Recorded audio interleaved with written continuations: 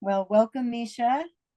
I'm so happy to have this opportunity to interview you as part of our World as It Could Be 4 Questions at a Time initiative.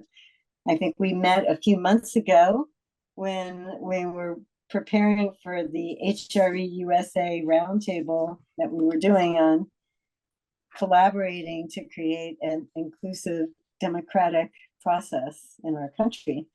And I'm so happy we had the opportunity to meet. And that was an inspiration to me that we ought to be spotlighting the work of Project Censored. So thank you for this opportunity.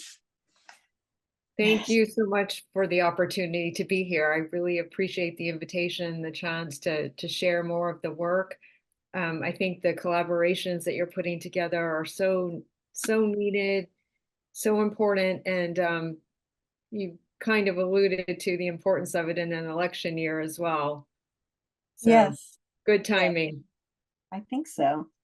Well, let's get started to learn more about Project Censored. Thank you. I'll provide some prompt questions to learn more about your work, and we'll see where that leads us. There may be some tangents that we fall on. We'll see. So please explain the work. What is the work carried out by Project Censored, and who is involved in this work? Thank you. The overarching mission is to promote critical media literacy, independent journalism that serves the public interest, and the necessity and importance of a free press for democracy. And to put that in clearer context, perhaps I should say a few words about the project's origins. It started in 1976 on the campus of Sonoma State University by media scholar Carl Jensen. The mission was educational, as it still is, and he was teaching about the media, and he was teaching on things such as censorship, propaganda, bias, and critical media literacy, even though it wasn't necessarily called that at the time. That's kind of a newer term. From the very beginning, Project Censored has upheld media as a public good and journalism as public service. And I think actually quoting from a tagline does a good job of summarizing one of Project Censored's core functions, which is to, you probably can't see this, but it says it's to analyze the news that didn't make the news. Project Censored covers the news that didn't make the news. And to analyze from that perspective means to look at the media and ask questions such as, who's controlling the narrative? Whose voices are we hearing? Who is getting a platform? Who's being published? Who has the right to speak? So that was looked at from the very beginning and continues to this day. The people involved in the work are our director, Mickey Huff, and his associate director, Andy Lee Roth, the core staff and interns. Other people involved in the work include professors, teachers, educators, and students who are part of the campus affiliates program, and other teachers and educators who utilize Project Censored's curriculum and learning materials. Other people involved would be journalists, writers, authors, scholars whose work that Project Censored publishes. And then there's so many other people with whom Project Censored collaborates on conferences, public speaking events, workshops, and the list kind of goes on and on. That's kind of a segue into the next question that you'll maybe touch on even more detail. What are the ways this work touches the lives of different people or groups of people who interact with Project Censored? I love that question. I would say one of the most pointed ways that Project Censored's work touches lives is by giving a platform to independent journalists and those whose work serves the public interest, but who may not have a wide audience. One such platform would be the annual book that Project Censored produces, which is called The State of the Free Press. I happen to have the 2019 edition here. It's sorry, my screen is not so clear, but it's an actual book. The 2024 edition was the 31st publication, and it's essentially a roundup of important yet un or underreported stories that were not covered in the corporate press, but serve the public interest. Another platform is Project Censored's weekly public affairs radio show that's broadcast through the Pacifica Network and is also available on podcast and YouTube. Guests are brought on to discuss current events and citizens' concerns through perspectives not necessarily heard or seen in the corporate press. Another platform is Project Censored's publishing imprint called the Censored Press, which publishes books on topical relevant themes and then promotes its authors. Project Censored also creates documentary film, engages with the public through speaking events and conferences, as I mentioned, and workshops, and just a variety of other collaborations. I didn't realize the extent of the different ways that you communicate with so many people. That's terrific. That's really terrific.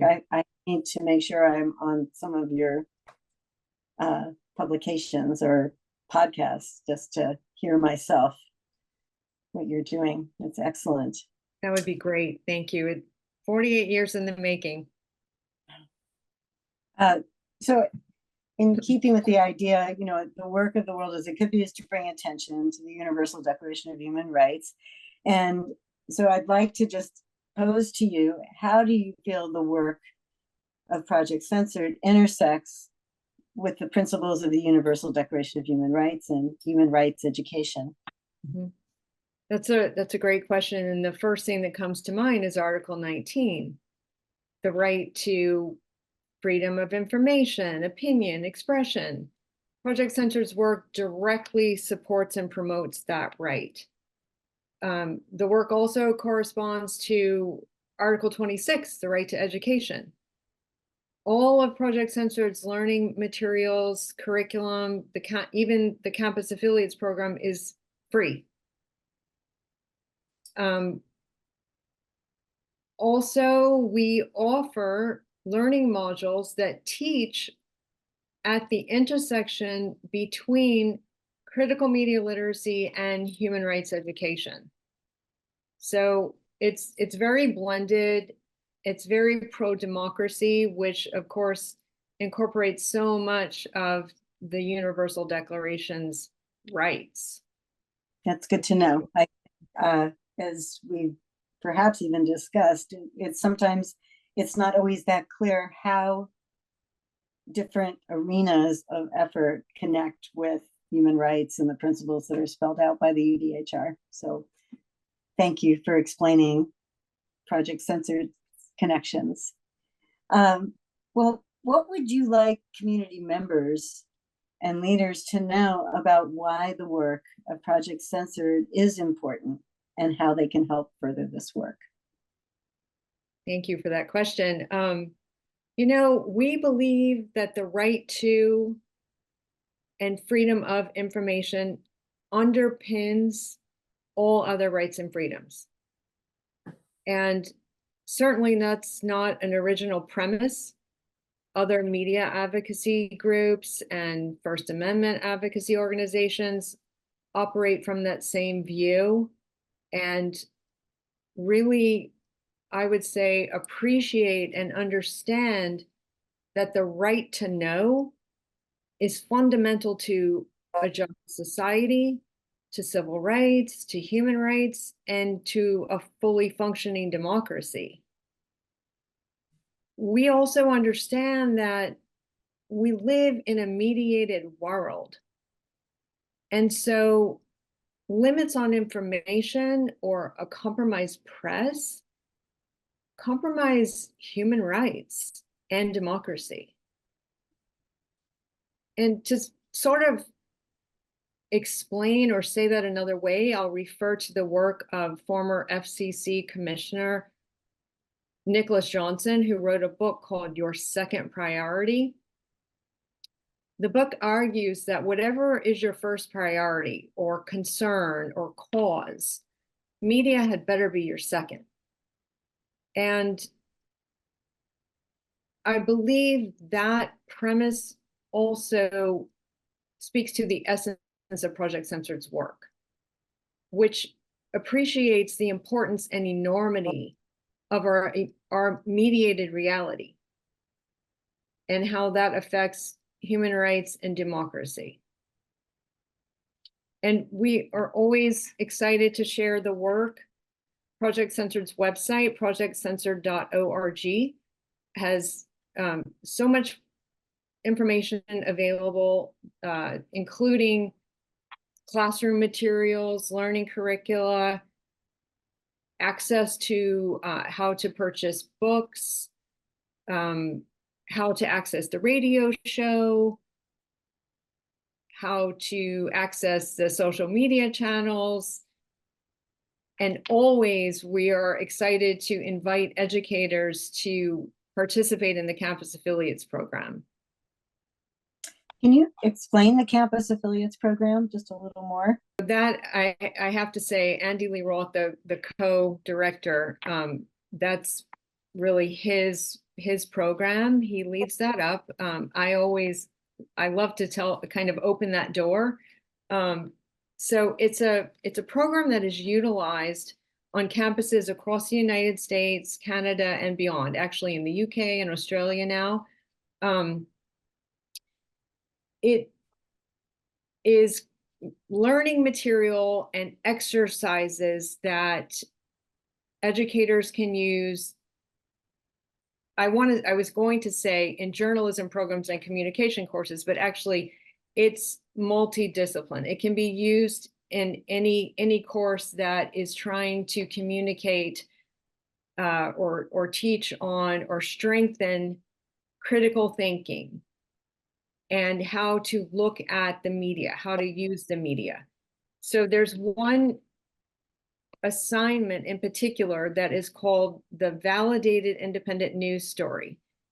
Andy does a much better job than I do at explaining all the details of it. Actually, it's the details of it are on the website, but generally speaking, the way it works is it can be used as a classroom assignment or even a project, maybe a project like a third of a way through a course or towards the end of a course.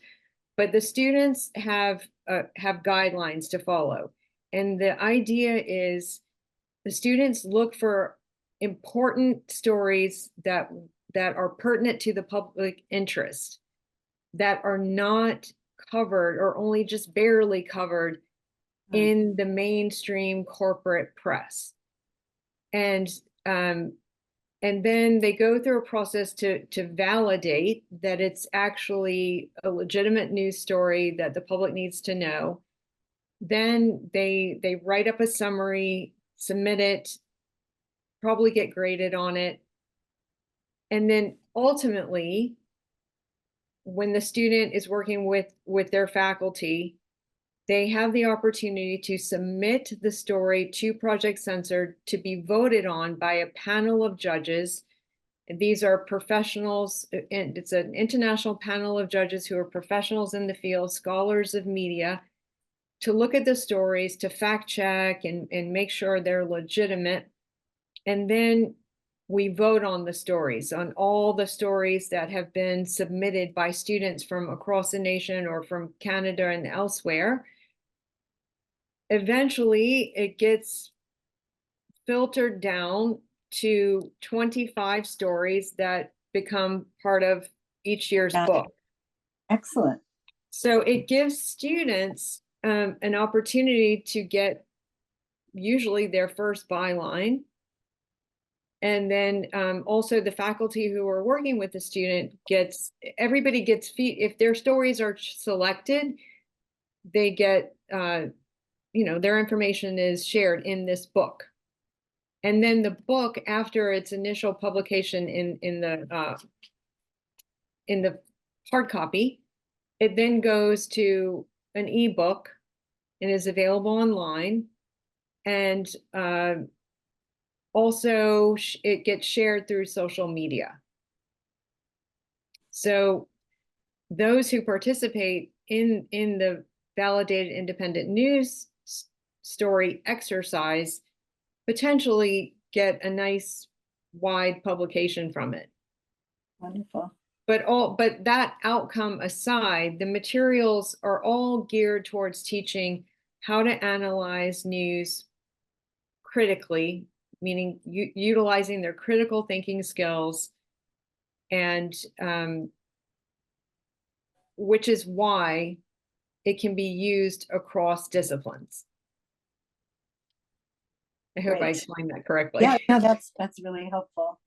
And in terms of how to help further the work, then you're seeking, more educators to know about your work or and utilize your materials. And I'm assuming even the broader public would be helpful to get to better understand, even to look themselves as to what might not be covered that they need to know more about. Yes, exactly. Thank you for putting it in those terms. That's right. So we always like to encourage people to sign up for our newsletter, to listen to the radio show, to tune into the social media. There's a newer project that's happening right. It's just starting to roll out. It's a video series called Decoding Democracy. And they're very short videos where different media scholars and experts and journalists are speaking to the importance of a free press, an unfettered press in democracy. Some are speaking to the importance of that, very specific to the upcoming election. Great. And to human rights and civil rights.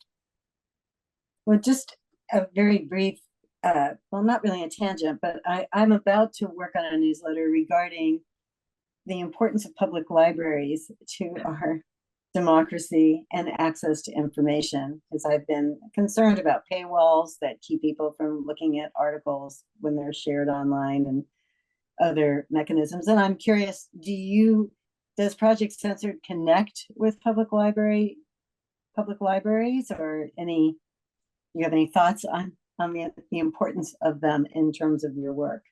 Oh my gosh, it's like so much. That's really interesting what you're doing. I love that. And that's something that Project Censored would be really supportive of. Every year, Mickey Huff, the director, who also is one of the hosts of the radio show, he does a special on the radio show during Banned Book Week. And Project Censored is connected to the ALA, the American Library Association. The books, Project Censored's books, are at all the major libraries. I'm thinking of the New York Public Library in particular, because they do a lot of things on censored material and banned books. So that is definitely something that Project Censored works on. We have featured the work of the National Coalition. Oh, I kind of have to look up the name. Let's see, the National Coalition Against Censorship. It's a nonprofit that's based in New York that is working, working on these issues that you're speaking about, the banned books, just, the limits to information. But they do a lot of things with libraries too, and they're very active during Banned Book Week. So yes, I mean, libraries are invaluable. The palaces of the people, right? Is that Carnegie who said that? Libraries are the palaces of the people. I'll look that up. I think I that's right. Yeah. Yeah. So good on you to zero in well, on libraries. we'll see. Well, I do think this idea of access to information, while always vital, it seems more critical than ever in terms of there's so much of it. And as we noted in the roundtable, one of the biggest issues is disinformation and misinformation, and how to be able to distinguish what is what at this moment in time, with social media being such a vital source of information, especially to young people. 100%. I mean, that's why Project Censored is so committed to teaching critical media literacy, which is a little different from media literacy. You know, media literacy is basically learning the fundamentals. It's knowing the fundamentals of how to access information, how to even, fact check. But critical media literacy is that deeper analysis, the decoding of what is being told, what is published, what is being produced, how to discern. I mean, at this stage, trying to discern AI and deep fakes, it's really hard, and it's getting harder and harder. But critical media literacy is a skill set where a person asks deep questions and really investigates what they're reading and learning before just accepting that it's true. Very vital. I thank you for doing this work. Was there anything else you feel you'd like to explain or describe about the work of Project Censor that we have not somehow included yet in these questions? Oh, thank you so much. This is great. I was thinking as you were speaking, thinking back to the earlier roundtable, how you were bringing up the important point that so many organizations are kind of just doing their own thing, and there's social justice movements and other social movements that may not be merging with human rights.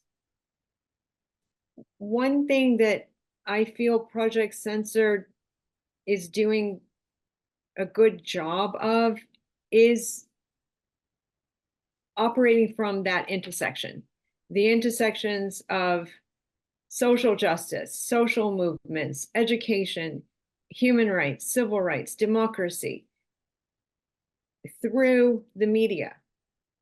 So I just really would like to thank you for involving us in what you're doing, because of course I'm biased, but I feel like we have a wealth of information to share. And so it's really great to be able to share with you and with the people with whom you're connected, and also to know more about your work, because it's very important to Project Censored.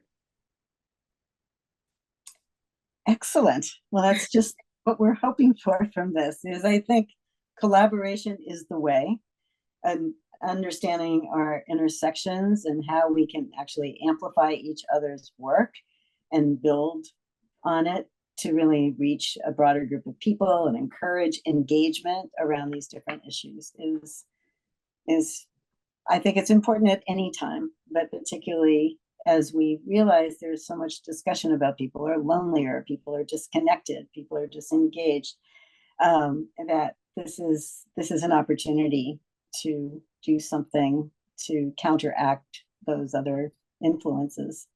So Agreed. Thank you. Thank you so much for taking the time to do this. I'm so glad we have this connection, and we look forward to playing a role in really showcasing the importance of Project Censored and getting the word out so more and more people will take advantage of all the materials that you offer, including ourselves. Thank you so much. It's total honor. It's a privilege to be here with you. Thank you very much.